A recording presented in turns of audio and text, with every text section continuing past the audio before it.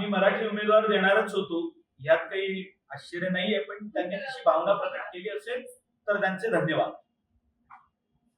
खरं तर यापूर्वी सुद्धा अनेक वर्ष ठाकरे हे सत्तेमध्ये होते. त्यावेळेला भाजपची भूमिका ही वेगळी होती. भाजपनं त्यावेळेला पाठिंबा दिलेला होता. तोच पायंडा पुन्हा एकदा शिवसेनेनं सुद्धा पाळण्याचं तुम्हाला असं वाटतंय का? वेगळ्या पद्धतीची मैत्री? नाही, असं आहे की तुम्ही बातमीमध्ये बातमी शोधताय. त्यांनी विरोधी पक्ष म्हणून काम करायचं ठरवलंय आणि त्यांनी स्पष्ट केले बाबा सत्ताधारी पक्षाने मराठी उमेदवार दिलाय, त्यामुळे आम्ही अपशकुन करणार नाही. मी या बाबीला सकारात्मक पद्धतीने घेतो आणि त्यांनी जर काही भूमिका घेतली असेल तर त्याचं स्वागतही करतो. खरं तर ज्या पद्धतीने निवडणुका झाल्या होत्या त्यावेळेला मनसे सुद्धा ठाकरेंच्या सोबत होती.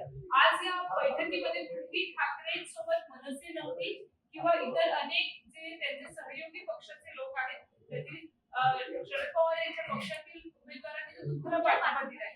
कुठेतरी बबिया म्हणून ते एकत्र नाही, ठाकरे बंधू म्हणून ते एकत्र नाही, तसं चित्र पाहायला मिळतंय. बघा, हळूहळू काही गोष्टी स्पष्ट होतील. आमची भूमिका यापूर्वी आम्ही स्पष्ट केलेली आहे. मुंबईचं भलं करण्यासाठी ज्यांना ज्यांना असं वाटतंय की होय आम्ही या सोबत गेलो पाहिजे, त्या सर्वांचं आम्ही अगदी मोकळ्या मनात स्वागत करायला तयार आहोत. आम्ही या मुंबई महापालिकेत सत्ताधारी म्हणून काही बसणार नाही. आम्ही या ठिकाणी आम्हाला जनतेनं त्यांचं काम करण्याची संधी दिली आहे, या भावनेनं आम्ही तिथे बसणार आहोत. आणि हे करत असताना ज्यांना असं वाटतं की होय आमचाही यात सहभाग असला पाहिजे, आपणही त्यांच्या सोबत जाऊया, त्यांचं आम्ही मोकळ्या मनाने स्वागत करायला तयार. खरं तर देवेंद्र फडणवीस यांच्या विजन मधनं मुंबई महानगरपालिका पुढे काम करणार आहेत. ही निवडणूक बिनविरोध करण्यामागे देवेंद्र फडणवीस यांची राजकीय विजन तुम्हाला पाहायला मिळते. कुठेतरी भाजपच्या अनेक अर्थांनी ज्या पडद्या आड चर्चा सुरू होत्या त्यांना मिळालेलं काही यश म्हणायचं असू शकतं.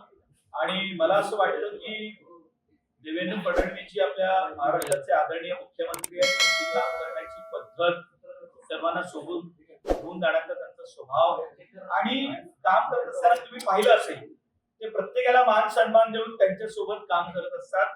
आणि अनेक वेळेला अनेक गोष्टी ह्या आदरणीय देवेंद्र फडणवीसजी यांनी केलेल्या असतात आणि नंतर आपल्याला कळतं. त्यापैकी आजची जर ही बाब असेल तर आपण त्याचं स्वागत केलं पाहिजे. ज्या ठाकरेंवरती यापूर्वी भाजपने अनेक आरोप केलेले होते, अनेक फायली ओपन होतील तशी वारंवार संकेत हे मिळत होते, त्याच ठाकरेंनी तुम्हाला एका अर्थी पाठिंबा दिलेला आहे. ही कोणत्या स्वरूपाची मैत्री म्हणायची? नाही, असं आहे की तुम्ही मगाशी म्हणाल्याप्रमाणे बातमी शोधू नका. आज त्यांनी एकच स्पष्ट केलंय की आम्ही उमेदवार घेणार नाही. सत्ताधारी पक्षाने केवळ मराठी उमेदवार दिलाय, आम्ही अपशकुन करणार नाही. तर चांगली बाब आहे आणि आम्ही त्याला त्याच पद्धतीने घेतो. मला असं वाटतं आपण या गोष्टींना एवढ्या पुरतच थांबवलेलं फार बरं. थँक्यू. आपण काही तुम्ही पहारेकरी म्हणून माहिती होती तेव्हा ठाकरेंचा महापौर होत होता, तेव्हा भाजप बाहेर राहिली गेली. आता त्याची परतफेड म्हणायची का तुमच्या विरोधात उमेदवार दिला नाही? असं आहे की घाई करू नका. त्यावेळची आमची भूमिका आम्ही स्पष्ट केली होती, त्यांनी त्यांची भूमिका स्पष्ट केली आहे. पण मी म्हणालो तसं जर का सकारात्मक पद्धतीने काही गोष्टी होत असतील तर त्याचं तेवढंच सकारात्मक पद्धतीने स्वागतही केलं पाहिजे. ठीक आहे, थँक्यू.